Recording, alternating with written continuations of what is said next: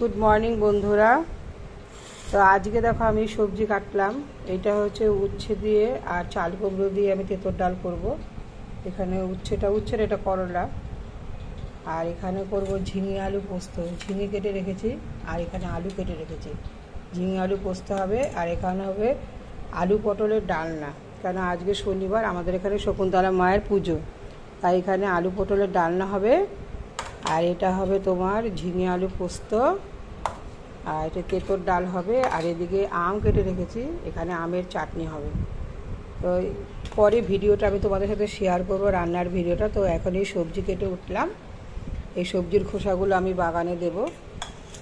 আর এই সকালবেলা আমার এই সকালে একটু ভিডিও ছেড়েছি, সেটা দেখো গাছের। তো এই এখন এই সবজি টবজি কাটলাম, এখন স্নান করে পুজো দেব। টাটা, তোমরা সবাই ভালো থেকো।